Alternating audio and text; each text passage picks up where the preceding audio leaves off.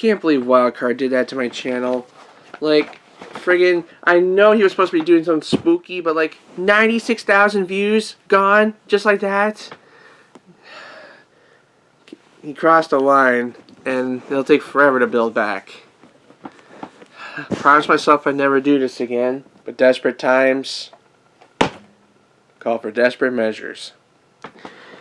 Hello people, I'm Paige, and today we're looking at Retro Pack 2. There's 4 packs in here, and these are all old cards. I like old cards. Old cards are good cards, because old cards didn't screw around. Like archetypes weren't much of a thing, and everything was built on like strategy of like what the best cards were for your setup. They weren't strictly defined by the setup. So let's take a look at these packs today. See if any good stuff comes up. I'm gonna have to save the TCG player polls for later though, because even though I usually use my phone to look up TCG player, my phone is currently recording extra audio right now, so I can't do that. I'll put the rare stuff aside and we will look at it that way after we're done. Alright, which way is this thing open? Oh, this way. That's so bizarre. At least it works. Hello, cardboard. And we have packs. You could totally sell these packs individually. I don't know why they had to come in a box. I guess try to get you to part with more of your money faster. All it says is 9 retro cards in every pack. It doesn't say anything about the rare distribution. Maybe the box says something. Set content subject to change. No specific card rarity is guaranteed to exist within an individual pack, box, or case unless otherwise indicated. Okay, so far we're looking at indication number 1 that this is a ripoff box. Because at least the other packs, they guarantee you at least 1 rare of some variety. Here, they don't guarantee crap. But we're here to expand the collection, not sell it. So, let's see what happens. Pack number 1. Do we have any rares in here? Okay, the rare appears to be Newdoria. I'm not finding anything else, but I am finding it bizarre that the trap cards kind of look like fusion cards, at least from the angle I'm looking at them. Like, let's see if they show up on the camera. They kind of look like fusion cards, don't they? Like, I don't know if you could see it. Like, it looks purple to me. So Newdoria was the rare. What were the commons? Spirit Message, I remember as a kid having L and not knowing what it meant. Barrel Behind the Door. Spirit Message, N. Oh, we might got a Destiny board build on this after all. Book of Tayo, which is the opposite of Book of Moon. Nullman of Crossout.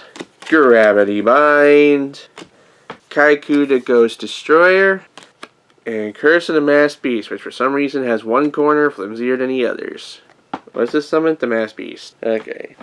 So, first impressions, I think we can get a Destiny board build out these packs. That's my goal, because I don't know how much these cards are worth on TCG Player. Pack number 2.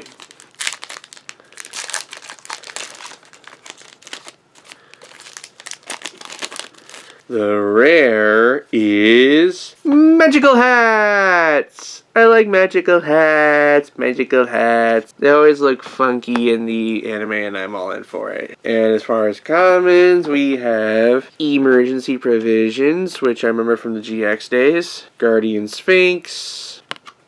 Gravekeeper's Chief. Dark Spirit of the Silent, which I remember from D-Page's Malefic deck.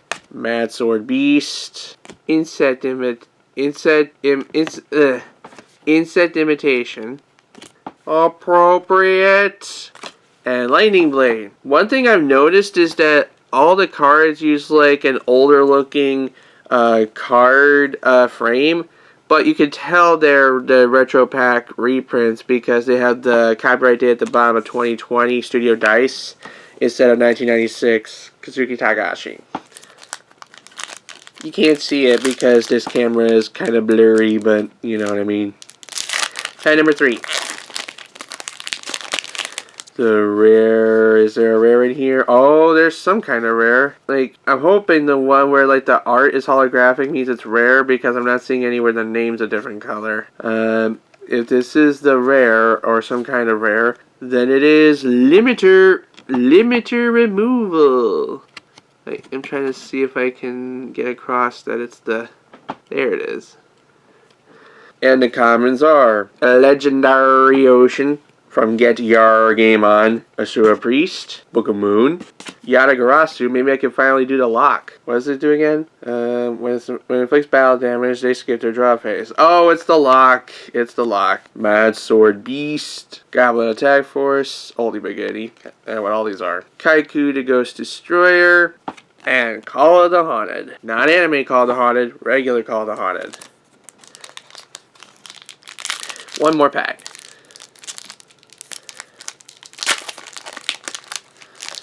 The rare of some varietal appears to be Injection Fairy Lily. Hello, Nurse. And the commons are Gravekeeper Spy, Gilosaurus. I remember this guy because, like opponents would always use this against me in the video games. They never know that they're giving me an advantage. I mean, they kind of do because they use it on the first turn and I don't get to do anything.